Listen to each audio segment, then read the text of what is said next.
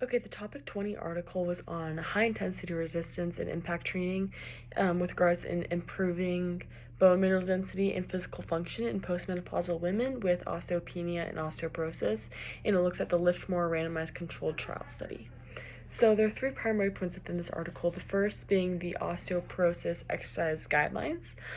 They typically recommend only moderate intensity exercises, which consist of 70 to 80% of their 1 RM for about 8 to 15 reps. And they recommend this for only individual muscle groups that are unlikely to generate a skeletal strain to stimulate an osteogenic response. And we know that in order to increase bone mineral density and strength, that one must put mechanical loads and resistance onto the bones at a high rate and frequencies in order for the bone to respond to this mechanical load and resistance to become stronger and withstand more weight. So basically, the more resistance you put on, the more your bone will grow and build and become stronger with a higher bone mass and bone mineral density.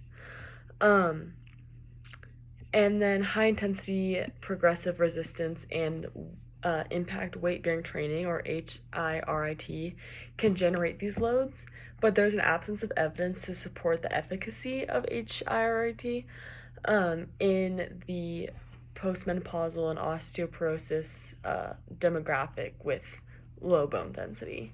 And so they there's little evidence to support the safety of it as well within this demographic. Previous osteoporosis exercise regimens have produced very inadequate improvements in bone strength because of all the restrictions and because of the fear of causing a bone fracture in the fragile bones. And then multi-joint compound exercises like squat and deadlift have much more potential to be able to apply large loads of resistance at clinically relevant bone sites like the spine and the hip. But there's not many studies that show the effects of these compound movements on individuals with osteoporosis. So this article looks at the lifting intervention for training muscle and osteoporosis rehabilitation, or Liftmore, which worked to determine the efficacy and safety of short duration bone targeted HIRIT to improve femoral neck and lumbar spine bone mineral density in postmenopausal women.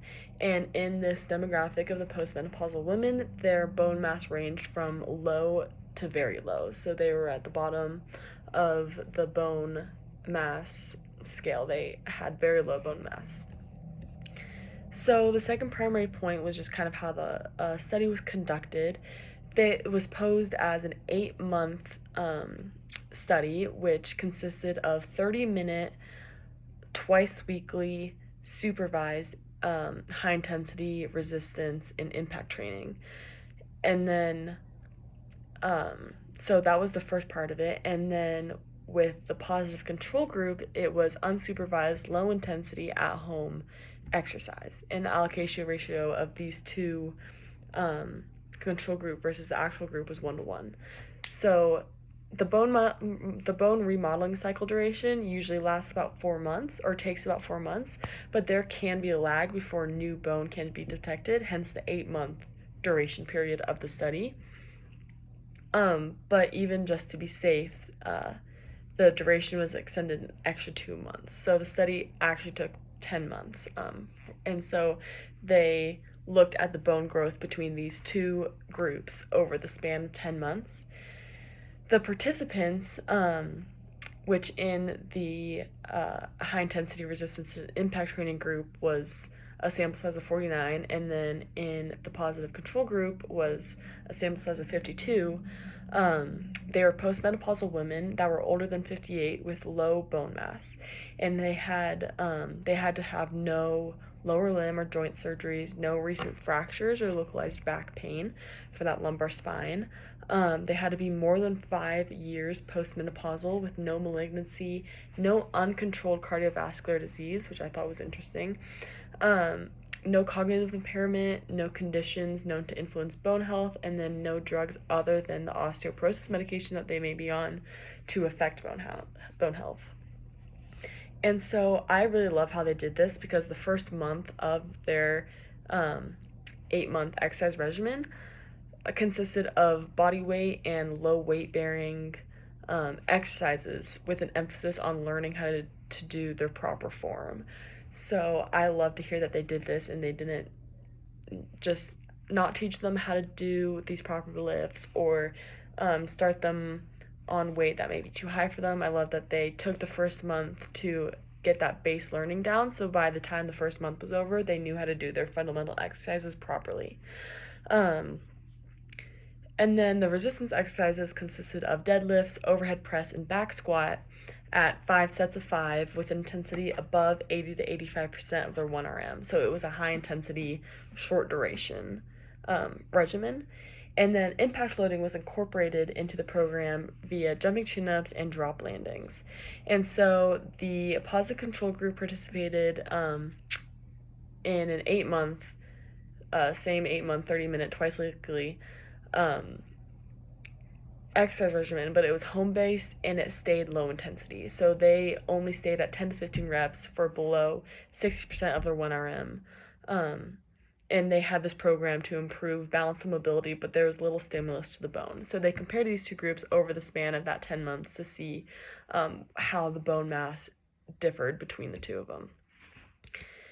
And so the third primary point is the results of the study. The results showed that the 8-month changes in the bone outcomes in the high-intensity resistance and impact training participants, in this group, it showed an 18.6% of this group had a reduction in their lumbar spine bone mineral density, while the positive control group had a 72.1% of reduction in lumbar spine bone mineral density.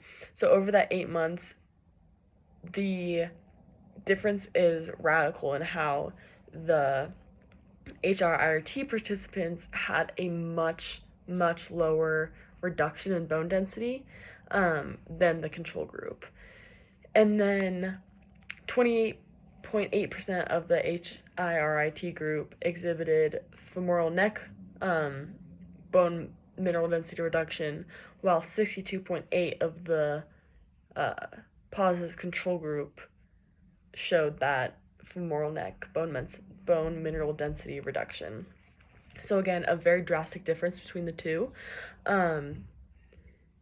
Overall, the high-intensity resistance and impact training group was found to be superior to the positive control group for that bone mass reduction, femoral neck geometry, and physical function.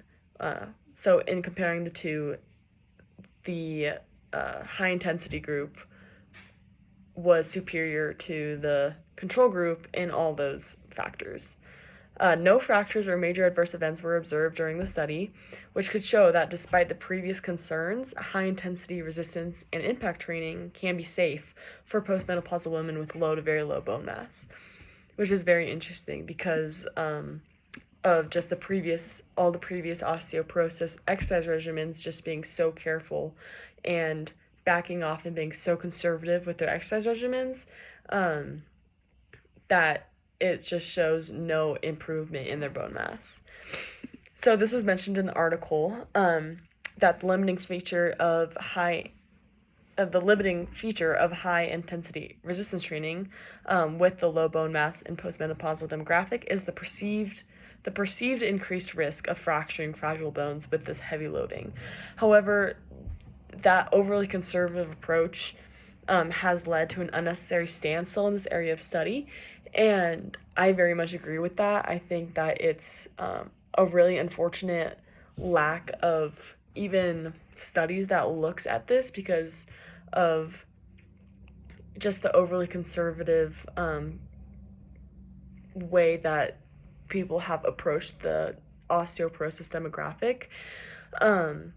There's just such an unfortunate lack of knowledge in that area and how people are just so scared of causing fractures and injuries that there's no studies, but this shows that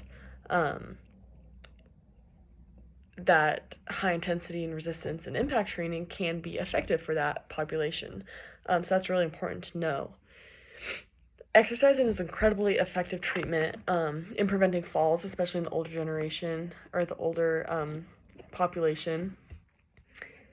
And it can also increase bone strength, which decreases the risk of fractures and low bone mass. So, safety concerns have inhibited high intensity loading training from being recommended as therapy or even just a healthy or just living a healthy lifestyle for the osteoporosis demographic. But the lack of fractures or any major adverse events within the study proves that it can be used for therapy in appropriate measures, of course, with the proper screening and just knowing the contraindications that people might have and just being able to screen those out. But overall, the high intensity resistance and impact training is effective because it's brief and high intensity, and it can lead to good health outcomes. So I thought that whole article was just so interesting in knowing, in just having a study that actually looked at the impact of high intensity training on the osteoporosis population over a span of such a long time. Because there are very little studies on that. And then to apply this to my future career, this is a really good article for me to know because it's important to know that there are